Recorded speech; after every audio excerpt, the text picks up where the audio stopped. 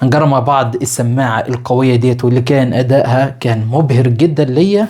بدور على سبيكر يكون جامد جدا وفي نفس الوقت حجمه صغير تقدر تاخده معاك في أي مكان. النهاردة هنكلمكم عن سبيكر من براند توزو، الموديل بتاعه ساوند جو. لو جينا بصينا كده على أهم المواصفات بتاعته، أنت تقدر تعمل منه مكالمات، تقدر تربطه أكتر من جهاز، البطارية بتاعته قوية جدا لحد 20 ساعة، متوفر باكتر من لون، لكن اللون اللي معانا النهاردة اللون الاسود. هنروح كده نفتح على طول ونشوف اهم محتويات العلبة. اول حاجة هيظهر معانا هنا كده السماعة وهنرجع لها دلوقتي، وكابل الشحن من نوع التايب سي. التصميم بتاعها ممتاز جدا، وعايز اقول لك ان الملمس بتاعها هنا من القماش، ومن الجنب هنا هيظهر معانا زراير التحكم زي زرار الباور، زرار البيرنج اللي بيقدم وبيأخر، وهنا منفذ الشحن التايب سي، وهنا ده المايك، وفي نفس الوقت مستوى البطارية من خلال اللمبة ديت.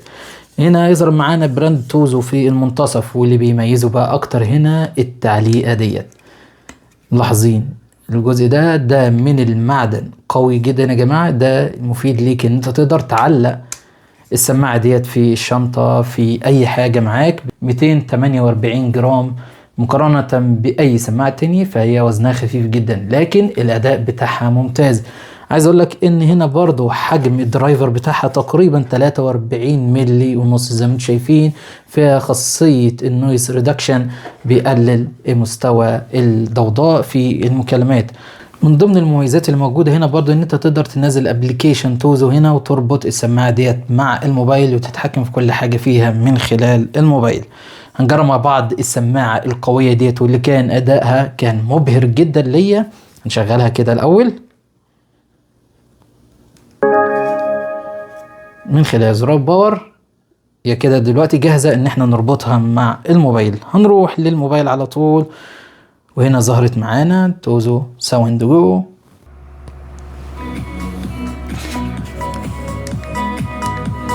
شايفين مستوى الصوت عندنا؟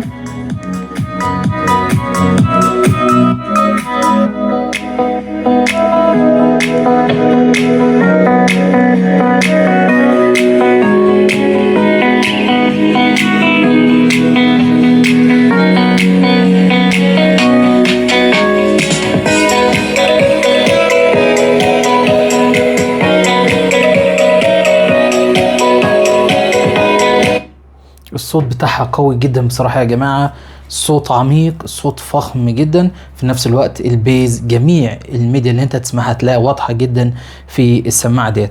هنشوف مع بعض دلوقتي هل المايك بتاعها شغال ولا لا. هنروح لتسجيل الصوت مثلا،